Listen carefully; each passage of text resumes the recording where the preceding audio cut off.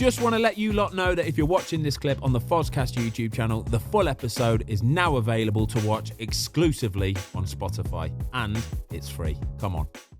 I'm going to start in 2003 though, okay? So you're playing for Metro Stars out in the MLS. Then all of a sudden you get the call that will change your life. Talk to me exactly about how that feels when somebody like Man United picks up the phones and gets in touch. Well, you know, you were at Man United as well. You understand what that feels like. The simple story is I was a young professional. I was doing pretty well in the MLS. I just cracked into the national team. When I say that, the full national team, I was like the third or fourth keeper in like a mid-January camp, you know. And my hotel phone rings or something like that, and it was a goalkeeper coach from Man United saying like, "Hey, there's a goalkeeper coach from Man United and so and so, and we like you. We want to keep an eye on you." And I'm just thinking to myself like, "This is a prank. Like, there's no way this is real. And if it is real, it's amazing. I can live off that. You don't have to sign me. I can just tell my grandkids like Man United called." And then they just watched me a bit. They flew over, watched the national team game. I wasn't playing many at the time because, like I said, I was third, fourth choice. Did okay, and the rest is history. So it's a bit weird. I'll never know how it really came about because I'm just some kid, and you know, it's Man United. They can have any goalkeeper in the world. At the time, they had Fabian Barthez in goal. Like, what the heck are they doing scouting me? You know, but it is what it is, and I was happy for the opportunity. So when you went over and signed that contract, what we always say to people, like, what did you do that day? Like, what did you do that night?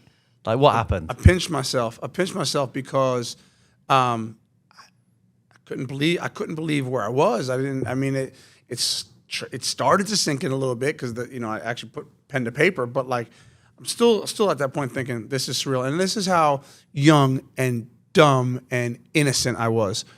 I've turned up, so I'm playing for the Metro Stars. I'm in Boston. We're playing the Revolution.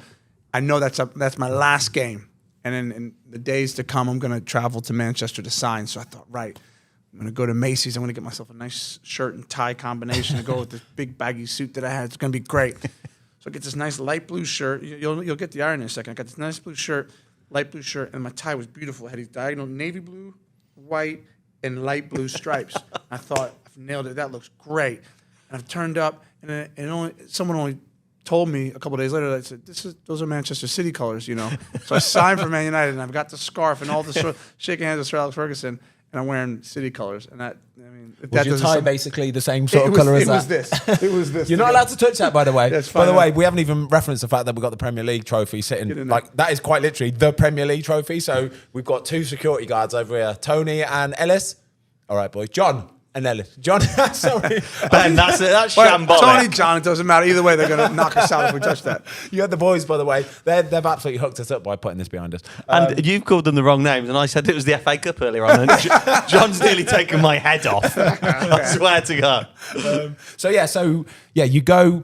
We love the thing of what do you do that night? You know what I mean? When you just signed the big contract. But I know it must be a bit different to you because it must have been such a whirlwind thing. And you say you're being about young, dumb, and all that kind of stuff. But I think sometimes that's the best place to be because you just don't know what's happening. Of course, yeah. I mean, you don't, and it's.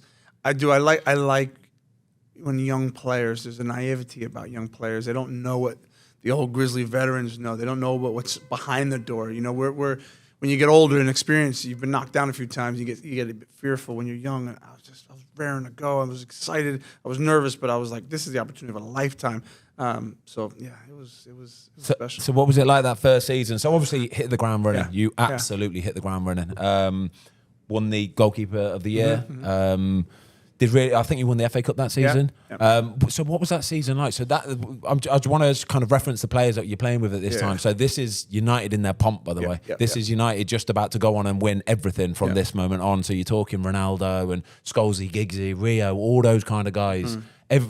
How sort of eye-opening was that with the quality change from going MLS to boom, Man United? It was huge. I had so many hard lessons to learn about how to carry myself as a professional, how to do it the Manchester United way as well, which was tippy top at that point in time in Europe. You know, there was only the biggest club in the world. You know, and every year Champions League semifinal playing in Real Madrid, Bayern Munich. So I had so much to learn. I learned some tough lessons. I got I got a talking to from Sir Alex Ferguson in my first game. I got Roy Keane screaming down the back of my neck. And it's it's such a hard time. And I remember the first year I was on pure adrenaline. I was raw. I was a raw goalkeeper. I didn't have a good catching technique and all the rest of it. I was just a raw, athletic, good young goalkeeper. And I honestly, I just lived off that. I was aggressive. I tried to make aggressive mistakes because I knew I had so much to learn. But that was in the years to come. So I literally just going off adrenaline. You also don't forget the MLS season starts in January.